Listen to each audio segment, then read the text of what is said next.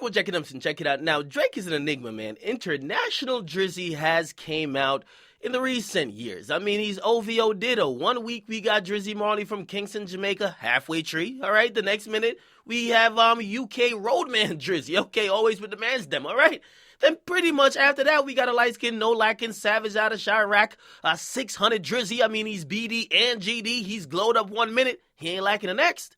Now, another week, you could catch Drizzy rhyming over some Bay Area sounds talking about all mamas, right? Then again, we'll be sounding like he's straight out of Houston, right? Sipping lean. Then you'll hear him with Gucci, and he's sounding like he's straight out of Zone 6. And I'm not talking about Toronto the 6, but I'm talking about Zone 6, like Zone 6 Atlanta. And he's rapping about he's a thug, and he got the pistol waiting for the ops. Now, in a few songs dropped this weekend, Drake is either frantically trying to grab a hold of his current spot at top of the rap game, and he's trying to make sure he doesn't fall, or he's trying to still experiment and see what could take him even higher, okay?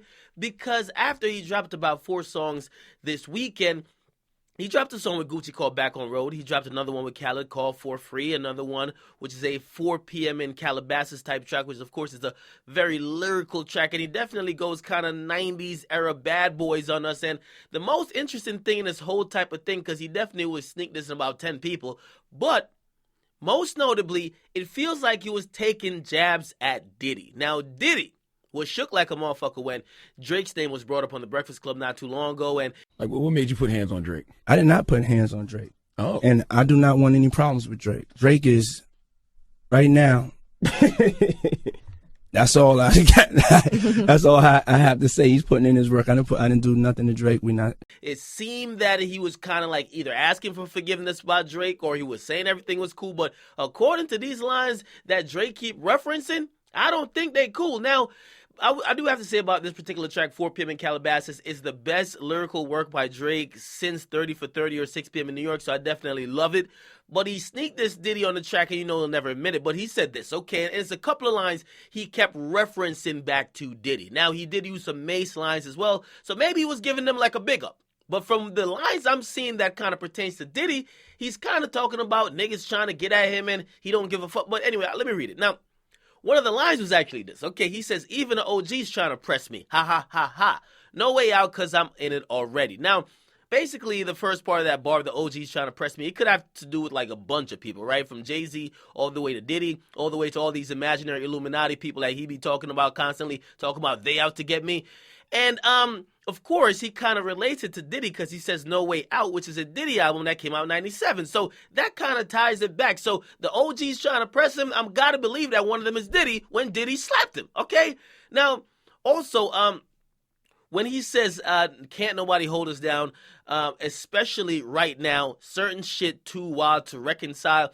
The Can't Hold Me Down reference is really a reference to a classic song that Diddy released. And then he also has another line that says, take that, no love in their heart. So they fake that. It's another reference to a popular saying or ad-lib by Diddy. Now, I just got to say, man, it's a very thin line between a sneak this and actually just paying homage. And I got to just say, I think he sneaked this in Diddy, man.